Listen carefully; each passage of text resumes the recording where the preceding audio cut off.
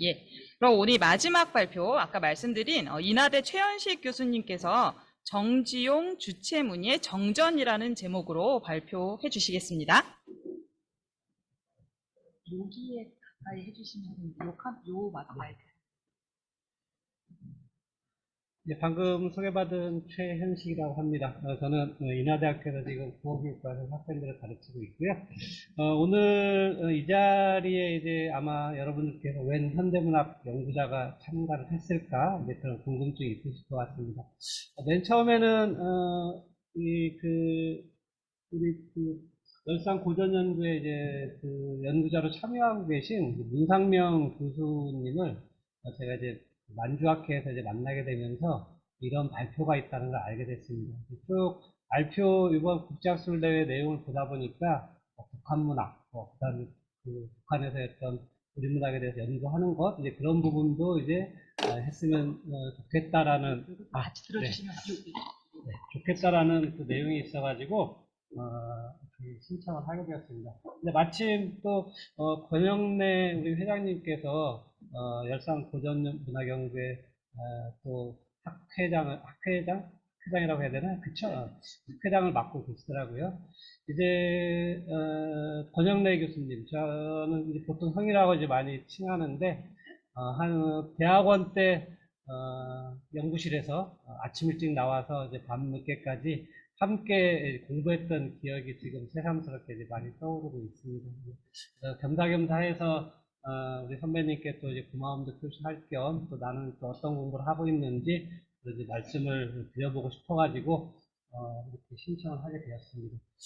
제가 이제 보면서 전체 이제 그 프로그램을 보면서 이 북한 문학 어디에 들어가 있을까 이제 봤더니만 지금 사부에 들어가 있죠. 사부는 좀 대만을 중심으로 해서 하는 건데 야, 북한이 왜 이제 대만에 들어가 있을까 이제 그 생각을 했었습니다. 그래서 어디 정도 들어갔으면 더 적합했을까 보니까 오늘 일부에 들어갔었으면 조금 맞았겠다라는 생각이 들었었습니다. 대상도 또 이때 근대문학 1930년대 20년대 주로 활동을 했었던 이제 정규 시민이기도 하고 그런데 왜 그렇다면은 이 연구진들은 연구진이 아니라 우리 저기 심포 이제 그 조직자들은 이렇게 결정을 했을까? 이게 또 북한의 위치를 아마 좀 상징적으로 이제 보여준다는 느낌이 들었습니다. 북한은 과연 그쵸? 어디에 자신의 위치가 있는 것일까? 지금 거의 고립돼 있고 이제 폐쇄돼 있고 이제 그런 어떤 상태입니다. 아마 오늘 보셨겠지만 노동신문이니 아니면 우리나라에 발표된 그 열병식 거기서 보면은 중요한 게 두 가지죠. 뭐 ICBM인가 해서 무지무지한 핵무기를 탑재할 수 있는 미사일을 갖다가 또 선보였다는 거. 또 드디어 이제 3대를 넘어서 4대까지 이제 해습 체계를 완성하겠다고 지금 딸내미가 드디어 전면에 등장했죠. 바로 이제 그런 형태가 세계사에서 유례를 찾아볼 수 없는 어떤 어떤 정치학 할 수도 있고, 또 이제 북한 인민들은 지금 또 보면 뭐 개성에서도, 잘 산다는 개성에서도 지금 수백 명, 수천 명 아사자가 나올 정도로 경제적인 어려움을 겪고 있다고 합니다. 그런데 이제 선군, 즉 군을 앞세우고 또 김일성 일가체제였던 세습을 앞세우는 게 지금 북한 사정이라고 할 수가 있겠죠. 그런데 우리는 의미심장하게도 그것과 정반대되는 정지용을 읽으려고 합니다. 그것도 북한에서 그들이 선군문학을 앞세운 정지용을 어떻게 평가하고 있는가, 해석하고 있는가, 그것을 살펴봄으로써 그들의 어떤 정지용 읽기의 어떤 가치 혹은 방법들을 함께 이제 고민해 보고자 합니다. 그런 의미에서 아마 우리 조직자들이 맨 밑에다가 이렇게 마지막으로 배치를 하지 않았나 생각을 합니다. 사실은 여기에 이제 제가 쓴 것 중에 보면 현대 뭐 조선문학사인데 그런 얘기도 했고 조선문학사라는 얘기도 했지만 조선문학사가 아마 6권까지인가 아마 고전문학과 관련된 그 내용일 겁니다. 그래서 아마 고전문학도 보면은 우리 월북한 어떤 연구자들 중에는 연희 전문을 이제 졸업하고 간 김상훈 같은 시인 겸 그분은 이제 고전문학 그걸 연구자로 또 활동을 하기도 했습니다. 그래서 보면은 아마 남한에서 해석하는 것과 북한에서 해석하는 것들이 어떤 의미가 있을지 그런 것들을 아마 학술대 열산 고전문학 연구의 학술대회를 한번 구성을 해서 살펴봐도 괜찮지 않을까 하는 생각을 해봤습니다. 네. 어쨌든 이제 그런 어떤 소회를 이제 말씀드리면서 이제 본격적으로 시작을 하겠습니다. 뭐 마지막에 또 우치시킨 거는 뭐 마지막 발표는 항상 시간을 빨리 지켜서 빨리 끝내라, 그렇죠? 시간이 많다고요? 충분히 말씀하셨어요. 강혜종 선생님이 지난번 원주 캠퍼스에서도 저한테 시간 많다고 하던데 과연 그럴지 한번 보겠습니다. 네. 자, 이제 내용은 아까 말씀드린 대로 정지용 주체문예 정전이라고 했습니다. 즉 정지용 문학이 북한에서는 주체문예와 관련돼서 이른바 탐구가 되고 있다는 것을 뜻하는 것일 거고, 또 이제 정전이라는 건 우리가 이제 고전하고는 좀 더 다른 의미를 가지는데, 정전은 국민이 혹은 어떤 공동체가 꼭 읽었으면 하는 어떤 그런 텍스트를 이제 뜻하는 거죠. 작품을 뜻하는 거죠. 그래서 이 정전은 고전처럼 누구나 어떤 사상과 이념, 연령, 성별을 가리지 않고 읽어야 되는 어떤 좋은 작품이다 라는 의미를 갖지만, 정전은 그것보다는 한 공동체, 특히 국가와 어떤 민족들이 자신들의 어떤 이념이나 정체성이나 그런 것들을 고양시키고 확인하기 위해서 읽어야 되는 어떤 선택된, 골라진 그런 일종의 그 텍스트를 뜻한다고 할 수가 있습니다. 철저하게 이제 권력행위하고 이제 관련된 거라고 볼 수가 있죠. 그렇다면 남한에서도 정주용은 어떻게 읽혔을까? 북한에서는 어떻게 읽혔을까? 그런 것들이 이제 바로 정전의 어떤 개념하고 연관시켜서 우리가 얘기를 할 수 있을 것 같습니다. 자, 이제 본격적으로 이제 들어가겠습니다. 이제 남북 문학사에서 정주용 문학의, 정주용의 발견과 수용이라고 첫째 단락을 얘기를 했는데, 자, 남북한에서 정주용이 이른바 금지의 대상이 된 거는 1950년을 전후해서입니다. 지금도 이제 월북이냐 납북이냐 이제 말이 많은데, 대체적으로 북한에서는 1953년 정주용이 사망한 걸로 공식적으로 이제 기록을 하기 시작했습니다. 뭐 아는 대로 의정부 일대에서 이제 미군 폭격을 당해서 이제 서거를 했다고, 사망을 했다고 이제 알려지고 있죠. 이제 그런 것들부터 이제 시작을 하는데, 그렇다면 여러분, 정주용이 남북한에서 해금된 때는 언제일까요? 누가 더 빠를까요? 누가 더 빠를까요? 어, 어, 안타깝게도 남한보다 북한에서 정주용이 빨리 해금됐습니다. 1984년에 북한에서는 이른바 남한에서 월북한 혹은 재북한, 재북 상태에 있었던 작가들, 뭐 재북 작가는 대표적으로 백석이 이제 손꼽히죠. 그분들을 갖다가 대거 이른바 해금을 하면서 물론 이제 자신들이 이제 필요한 작품들만을 이제 읽어가기 시작했죠.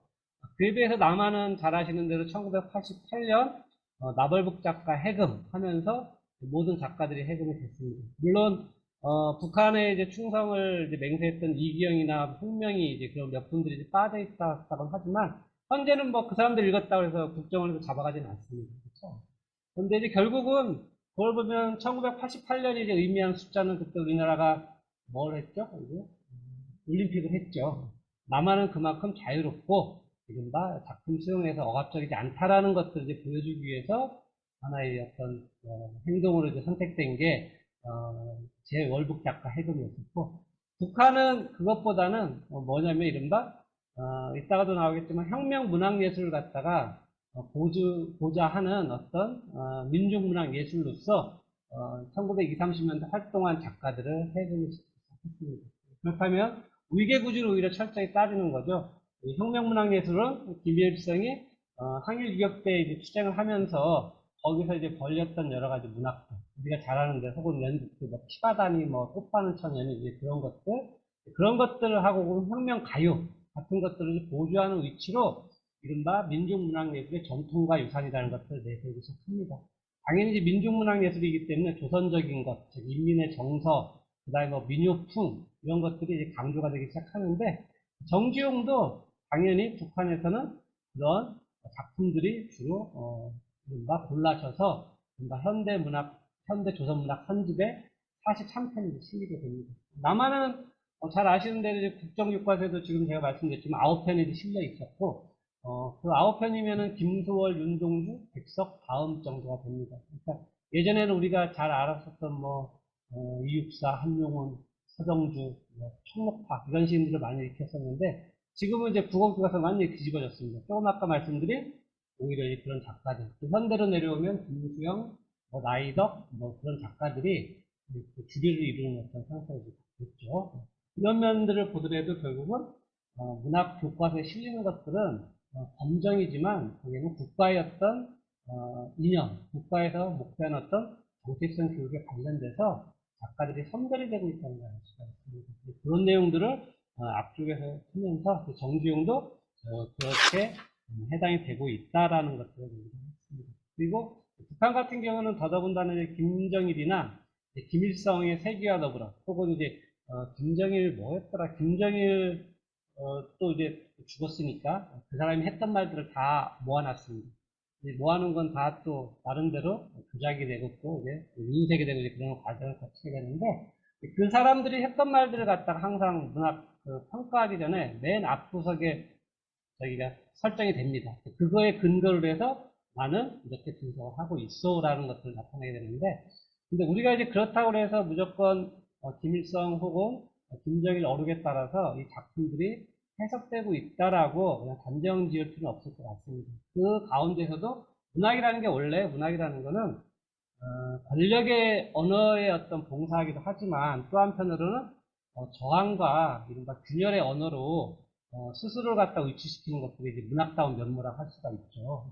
어떤 면들이 그렇다면 정주영 문학에서는 그런 균열과 어떤 저항의 지점, 전혀 저항이라고 할 필요까지는 없겠지만 균열과 어떤 자유의 지점이 이루어지고 있는가 그런 것들을 살펴보고자 합니다. 그래서 이제 그렇게 시작이 되고 있고요. 자 이제 그 다음에 어디로 갔냐? 네, 이제 두 번째 이제 북한 문학사에서 정주영 씨의 금지하지 복권의 안팎이라고 했는데 이 부분 같은 경우는 그렇다면 왜 북한 문학에서 정주영이 필요했는가? 아까도 말씀드렸지만 큰 명제로 얘기하면은 혁명 그 문학 예술을 갖다가 보조하고 그 다음에 그 혁명 문학 예술을 갖다가 좀 더 풍부하게 또 그 당시에 또 다른 어떤 아까 말씀드린 민중문학 예술의 어떤 전통 위상과 비교했을 때 그들이 탁월하다는 것들을 입증하기 위해서 선택이 되었다고 볼 수가 있습니다. 그것이 첫 번째 이유고 두 번째 이유는 그렇게 하다 보니까 북한 문학사는 굉장히 앙상합니다. 이제 카프 중심이나 아니면 이제 아까 말씀드린 유격대 활동 당시 불렸던 작품들 그것만 가지고 하다 보니까 굉장히 그 문학사 자체가 옹색해지고 초라해졌단 말이죠. 그렇다면은 그 민중문학 예술의 어떤 전통과 유산을 갖다가 받아들이게 되면은 굉장히 풍부하게 됩니다. 실제로 이제 현대 조선문학 선집이라는 게 보면은 우리 남한문학사에서 전혀 이름을 보지 못했던 어떤 신진 작가들 혹은 무명 작가들의 작품이 대거 등장을 합니다. 우리 같은 입장에서는 야 이게 과연 한 나라의 문학을 대표할 수 있는 작품일까라는 어떤 의심을 드러낼 수 있을 정도로 그런 두 가지 어떤 목적으로 시작을 한다고 볼 수가 있습니다. 이제 그것들 그렇다면 정주영은 어떤 상황에서 처음에는 배제가 되고 금지가 됐을까? 이제 그것들을 이제 보여주기 위해서 앞에는 이광수, 최남선의 글, 그 다음에 또 뒤에는 이육사, 윤동주, 한용운의 어떤 선택 과정을 한번 비교해봤습니다. 이광수, 최남선 같은 경우는 당연히 친일문학이었기 때문에 지금 남한에서는 거의 대학에서 빼놓고는 중고등학교 일으키지 않습니다. 북한에서도 마찬가지인데 북한에서도 그 이유 때문에 거부당하다가 최근에 된 김정일이 아무리 문학예술 작품이 그 작가가 생활이 조금 혹은 삶이 조금 문제가 있더라도 훌륭한 작품을 써냈다면은 그 사람 것들은 정당하게 가치평가를 해줘야 된다 그러면서 최남선과 이광수가 등장을 하게 됐고 그 다음에 이육사 한용운 그 다음에 윤동주 같은 경우에는 북한 문학에서 그동안 나오지 않았었습니다. 가끔 이제 한용운이 나오다가 이번에 이제 1980년 중반 이후에 전면 이제 복권됐는데 근데 남한에서도 여러분들 이육사나 한용운은 한용운, 윤동주도 마찬가지로 선택적 작가라고 할 수가 있습니다. 처음부터 이 사람들이 많이 이렇게 했냐? 아닙니다. 이 세 시인은 말하자면 아마추어 작가에 불과했습니다. 1930년대에는 우리가 잘 아는 정주영이니 이태균이니 그런 작가와는 견줄 수도 없는 그런데 1945년 그다음 분단 그다음에 1950년 한국전쟁을 거치면서 이 세 분의 시인들은 새로운 나라 만들기 그다음에 또 일제에 맞섰던 저항 정신의 어떤 필요성 그런 것들에 의해서 계속 국어국에서 실렸고 항상 그때 이제 남한 사람들이 우리 국민들이 애송하는 시 하면은 가장 이제 선판에 이제 쥐게 되는 어떤 그런 위치죠. 지금도 국어교과서에서 이육사 윤동주는 빠지지 않고 선두 자리를 차지를 하고 있습니다. 여전히 우리한테는 이제 국민의식의 이제 모범이 되는, 시도 잘 썼지만 국민의식의 모범이 되는 어떤 그런 작가들이라고 할 수가 있습니다. 이런 과정을 거쳐서 갔다라는 거. 그렇다면 정지용도 마찬가지로 비슷합니다. 정지용이 이따가 이제 전진희 선생님께서도 그런 말씀을 해주셨지만, 사실은 이제 정지용이 이제 이른바 금지당하는 이유는 커다랗게 보면 두 가지라고 볼 수가 있습니다. 첫 번째는 정지용이 이른바 조선문학과 동맹에서 활동을 하다가 보도혁명에 가입을 하면서, 뭐랄까요. 북한 체제, 사회주의 체제를 건설하는 이제 그런 데에 맞서서 반공 정신의 어떤 중요성, 그 다음에 대한민국이 왜 우세한가, 또 대한민국이 왜 건설되어야 하는가, 이제 그런 것들을 집단적으로 이른바 선전하는 보도연맹 문화식에서 공부를 하게 됩니다. 그때 이제 정중이 이태준한테 상어여 돌아오라 그러면서 북한 어떤 그 대대정권과 이제 맞서 싸워서 거의 대대전만 등장하지 않는데 맞서 싸워서 이제 다시 남한으로 귀환하고. 근데 잘 아시다시피 월북한 작가들은 자기의 이념을 선택해서 또 체제를 선택해서 넘어간 작가들이거든요. 그 사람들한테 남한으로 넘어오라는 거는 그거는 말도 안 되는 거죠. 그 사람들이 봤을 때 거꾸로 정지용 넘어오라. 근데 실제적으로 정지용은 넘어가진 않았죠. 납북된 상태에서 아까 말씀드린 대로 폭격을 맞아서 이제 비참한 최후를 이제 마치게 되는 어떤 그건데, 그게 이제 1950년 3월에 이제 그런 어떤 글귀들이 이제 뭐 주변 한국전쟁 일어나기 불과 몇 달 전에 그런 것들이 일어나고 있으니까 그런 것들을 하나의 요소로 볼 수 있겠고, 두 번째는 이제 우리가 문학적으로만 판단한다면 북한에서는 모더니즘을 뭐라고 하냐면 이거는 반인민적이고 그다음에 아주 그다음에 뭐랄까요, 반인민적이고 이제 썩어 빠진 이제 그런 문학 작품이다. 그런 형식 예술 지상주의나 형식 우월주의에만 초점을 맞추면서 결국은 이제 부르주아 이제 반동들의 어떤 사상을 갖다가 인민들한테 주입을 시키려고 하고, 그 형태도 이제 그런 식으로 이른바 파괴하고 또 이른바 언어의 어떤 그 예술성만 추구를 하기 때문에 인민들의 교양이나 아니면 민족문화 전통의 어떤 계승에 있어서 전혀 도움이 되지 않는다라는 식으로 이제 비판을 하게 됩니다. 그런 입장들은 1970년대에 보면 문학예술사전에 나와 있는데 1980년대에도 거의 변함이 없습니다. 그런데 어떤 의미에서 갑자기 정지용 씨가 결국은 부각이 되게 됩니다. 그리고 보면은 이 모더니즘에 대한 비판이 여전히 정지용 씨에 대해서 변함이 없다는 걸 보여주는 거는, 우리가 잘 아는 정지용 씨의 어떤 모더니즘을 대표하는 시들을 흔히 바다, 해역시편, 그 다음에 뭐 이제 그런 것들이 꼽히거든요. 그런 거에는 그 43편은 포함되어 있지 않습니다. 적어도 정지용을 복권했지만 정지용 문학의 어떤 본령이라고 할 수 있는 주지주의나 모더니즘 관련 작품들은 여전히 그 기준을 넘어서지 못했다라고 하는 거, 그런 부분들을 전제로 해서 이제 어떤 작품들이 실렸는지 한번 살펴보도록 하겠습니다. 이제 3장에서 다루는 정지용 유산과 전통, 민족적인 건데, 이때 보면 아까 이제 계속 말씀드리지만 어쨌든 정지용 문학은 정지용 두 가지 우리가 이제 그 북한에서 선택된 것들을 할 때 주목을 할 필요가 있습니다. 첫 번째는 김정일이 이제 주창을 한 주체 문학론에서 민족 문화예술의 어떤 전통과 유산의 일부로 선택이 되었다는 것. 그런데 그거는 김일성의 혁명 문학예술의 어떤 보조하는 위치로 이제 선택이 됐다는 것. 그게 첫 번째 원인입니다. 하지만 이후의 어떤 작업들을 통해서 보면은 정지용은 그 스스로의 어떤 시적인 우월성, 그 다음에 어떤 언어예술의 어떤 아름다움 때문에 이념들을 이겨나가면서 자기의 어떤 위치를 갖다가 지금 확고히 가지고 있다는 게 이제 제 판단이라는 거, 이제 그것까지 말씀드리면서 이야기를 전개시켜 나가겠습니다. 정지용 문학이 처음 실린 거는 1920년대 시선 3에 실리는데, 이거는 주로 정지용 시집에 근거를 해서 선택이 됩니다. 21편. 대체로 보면은 우리가 아까 얘기했던 어떤 카페 프랑스나 뭐 이제 그런 것들은 인상화, 슬픈 인상화 이런 것도 실립니다. 근데 여기서 하나 빠져 있는 거는 바다와 해역시장은 착착에 빠져 있습니다. 모더니즘이었던 선조 작가라고 하는 거. 그리고 여기서 일단 여기서도 보면은 중심 내용은 역시 인민적 정서와 서정을 갖다가 어떻게 아름다운 조선어로 쓰고 있는가, 그런 것들이 중심이 이제 되고 있습니다. 그래서 대체로 이제 우리 남한에서 정주영 문학의 어떤 미학성을 얘기할 때, 두는 어떤 항목들과 크게 차이지는 않습니다. 그런 점에서는. 여기에 43편 같은 경우 앞으로 보면은, 남북한이 만약에 이제 그 정주영에 대해서 공동문학사를 구성을 한다 그러면, 대체로 서로가 이제 동의할 수 있는 어떤 내용들이라는 거, 그건 분명한 것 같습니다. 그런데 이들의 어떤 정주영 문학 연구가 좀 아직도 이제 초기에 이제 머물러 있다라고 하는 거, 그 다음에 그 원본 같은 것들에 대한 어떤 확인, 그런 것들이 좀, 미약하다는 것들을 알 수가 있습니다. 이걸 갖다가 이제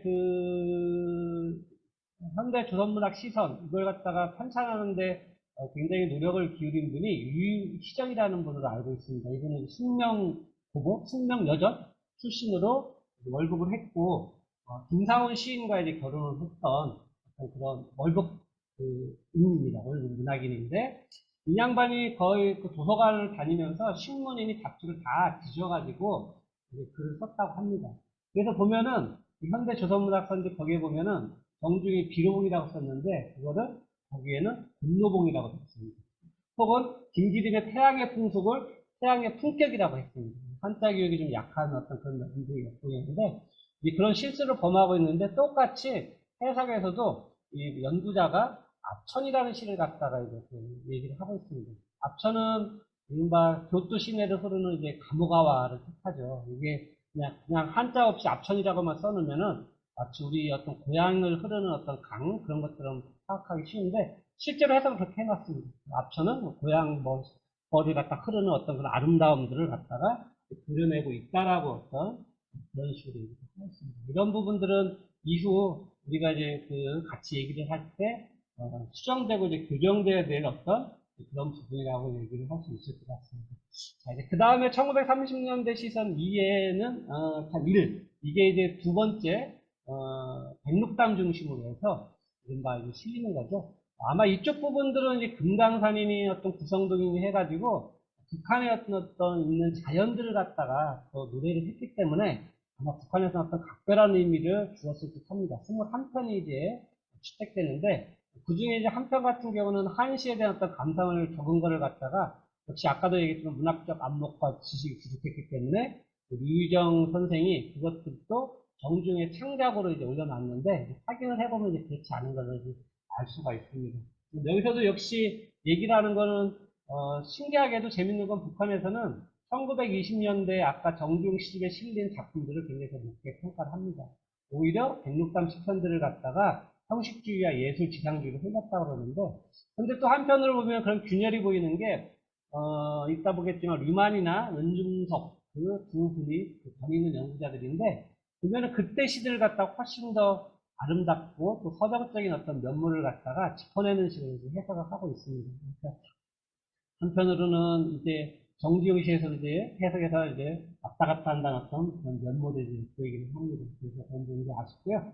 자, 그 다음에 또 이제 백록담에서 제외되는 시편들을 찾으면은 뒤에 있는 어떤 산문시들이 다 빠져버립니다. 북한에서는 시 하면은 역시 리듬감이 있고 민유풍 같은 어떤 조선인민의 서정을 뭐랄까 드러낼 수 있는 어떤 그런 시들 중심으로 해서 선택을 한 것을 알 수가 있습니다.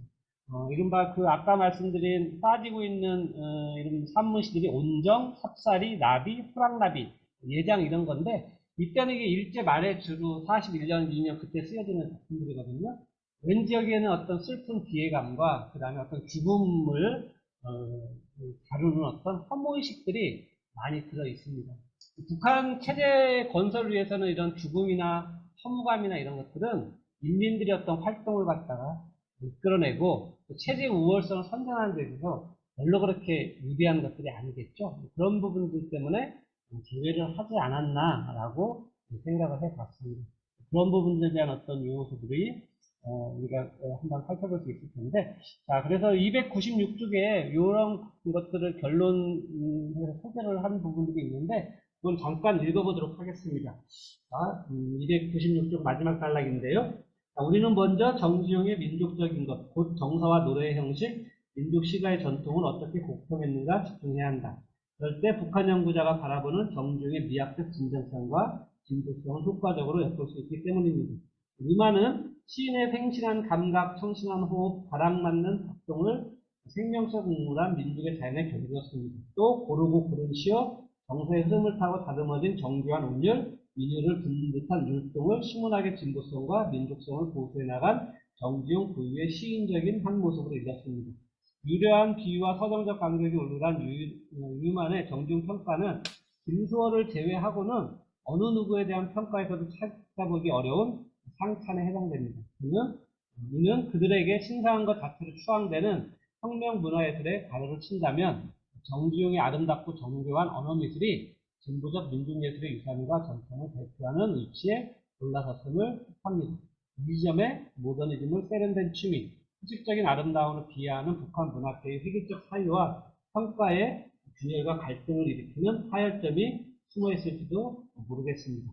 자, 다음은 이제 은중섭이라는 작가의 평가인데 여기서도 마찬가지입니다. 대체로 다 비판하는 것은 형식주의와 예술 지상주의에 빠져 있다는 것들을 공통적으로 비판합니다. 그런데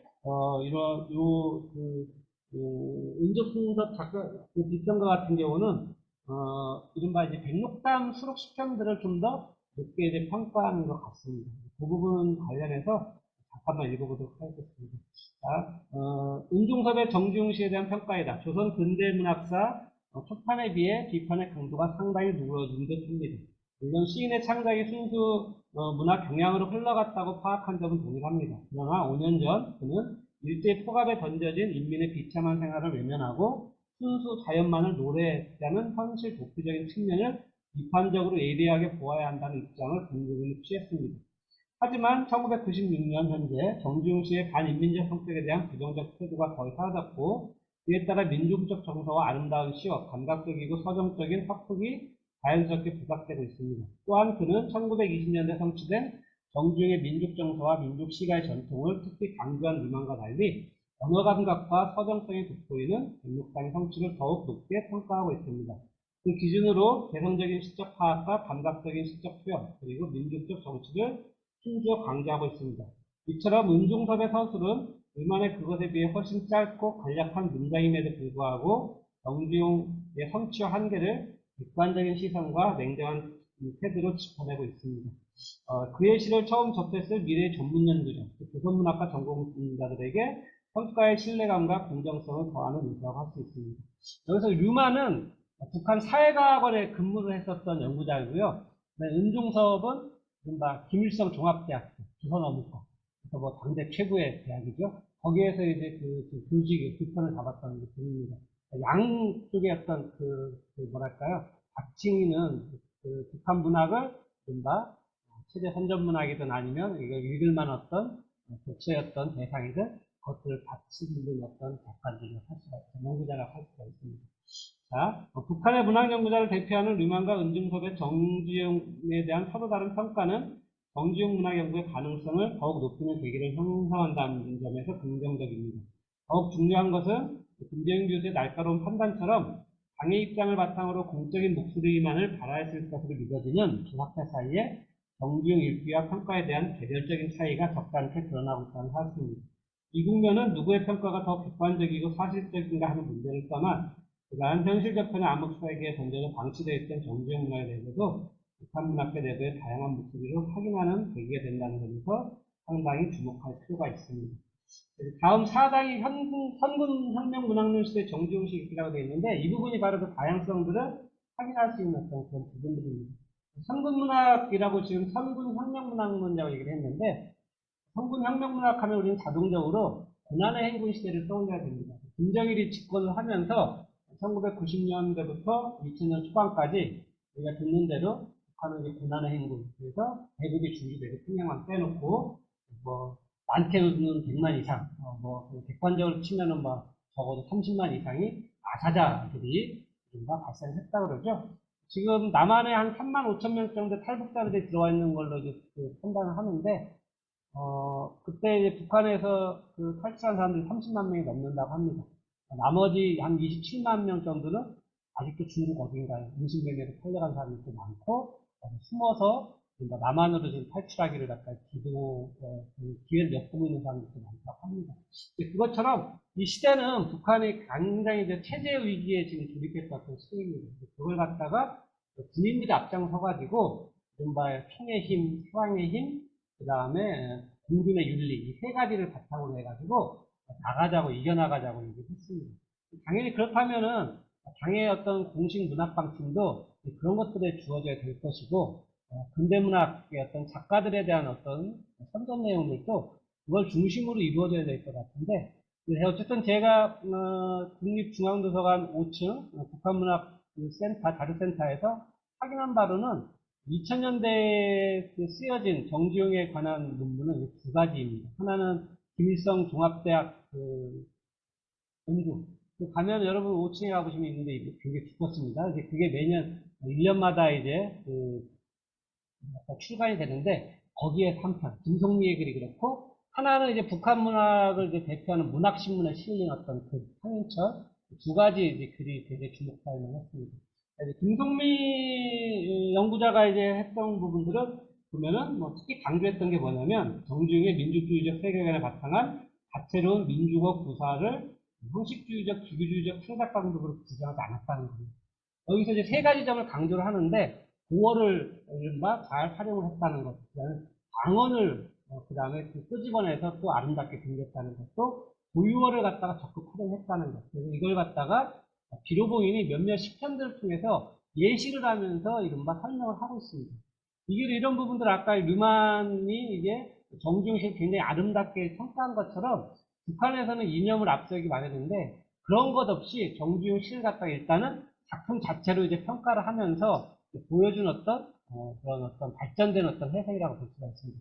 물론 거기에다도 뭐 이제 김정일이 민주어를 이렇게 사용하는 건 굉장히 우수하고 당연히 그래야 된다라는 어록을 갖다가 딱 앞에 놓기는 합니다. 놓기는 하지만 어쨌든 그런 틈을 비집고서 왜 정주영 문학이 아름다운가, 왜 읽을 만한 건가를 갖다가 적극적으로 지금 보여주고 있다는 면에서 우리는 주목을 해야 될 것 같습니다.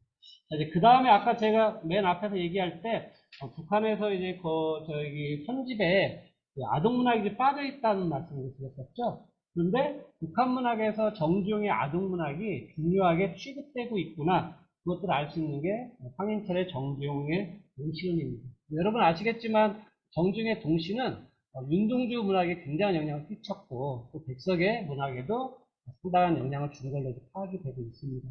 그런 것처럼 북한에서도 역시 이제 정주영의 동시가 그런 두 작가, 북한에서 중요하게 취급하는 두 작가의 어떤 영향, 그다음에 그런 것들을 엿볼 수 있게 어떤 작품이라는 점이 이제 인정된다는 어떤 그런 생각이 이제 들던데 거기서 일단 그리고 이제 황인철 연구자가 이제 든 작품들이 산 넘어졌죠, 포괄하기식, 종발세, 진은혜인데 이거는 남한에서도 정지용 동시 중에서 가장 탁월한 작품들로 이른바 선택되는 작품이라 볼 수가 있습니다.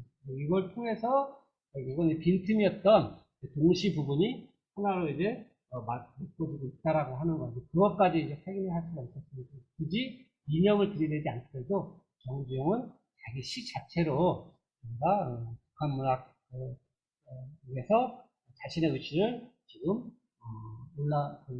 취득을 하고 있다는 거, 쟁취를 하고 있다는 거, 그것들을 알 수가 있습니다. 다만 이제 아쉬운 거는 이제 동시에서는 여기서도 말씀드렸지만 정주영이 동시에서 가장 많이 다룬 주제 중에 하나는 소재 중에 하나는 기차입니다. 기차를 통해서 이제 조선 사람들의 혹은 일본 사람들의 어떤 슬픈 생활, 가난한 어떤 삶들을 갖다 노래하기도 했고 또 한편으로는 이제 근대적 문물로서 그것이 가지는 어떤 뭐랄까 신기성 이제 그런 것들을 노래하기도 했습니다. 그리고 또 보면은 옛날 띠니 뭐 그런 것들을 보면은 옛날 그 이야기 같은 것들, 설화 같은 것들을 갖다 잘 활용을 해가지고 이른바 정주영이 아이들한테 읽히는 이제 문학을 만들었거든요. 홍시가 그렇고 특히 띠 같은 경우는 하늘과 땅과 그 다음에 하늘과 땅과 지향 그걸 갖다가 사람이 머리에 띠를 메고 있다, 허리에 띠를 메고 있다, 발목에 띠를 메고 있다. 그 색깔을 달리 해가지고 그런 식으로 이제 함으로써 세계가 어떻게 구성이 되고 또 진행되는 원리인가 아이들에게 그런 것들을 재미나게 설명하는 그런 시라고 할 수 있거든요. 그런 것들도 좀 선택이 돼가지고 북한 아이들한테도 그런 호기심과 또 전통 설화에 익숙해질 수 있는 그런 것들을 만들었으면 어땠을까 하는 생각을 해봤습니다. 마지막은 정주영 씨의 정정의 과정에서 남은 문제들이라고 했는데 이 부분은 뭐 아까 말씀드린 것처럼 원전에 대한 어떤 확인이 중요할 것 같고, 또 이제 그들이 아까 말한 권력의 세습과 체제의 어떤 정당화를 위해서 배제한 정주용 어떤 시인 갖다가 어떻게 복원을 하고 그것들까지도 껴안을 수 있을까, 그런 부분들을 얘기를 해봤습니다. 물론 이제 최근에는 정전이 아까 말했지만 권력의 산물일 수 있고 체제를 정당화할 수 있는 거기 때문에 그런 정전을 폐기하고 자연스럽게 다양하게 읽는 어떤 연습들, 어떤 학습하는 것들이 필요하다고 얘기를 합니다. 그게 바로 현재 교과 과정에, 중고등학교 교과 과정에 반영되어 있는 게 이제 그렇습니다. 여러분, 혹시 이제 관심 있으신 분들은 또 여기 또 졸업하신 분들도 있고, 또 현재 이제 학부모이신 분들도 있고 그럴 텐데, 국어책을 열어보시면 맨 뒤에 보면은 감상으로 끝나지 않습니다.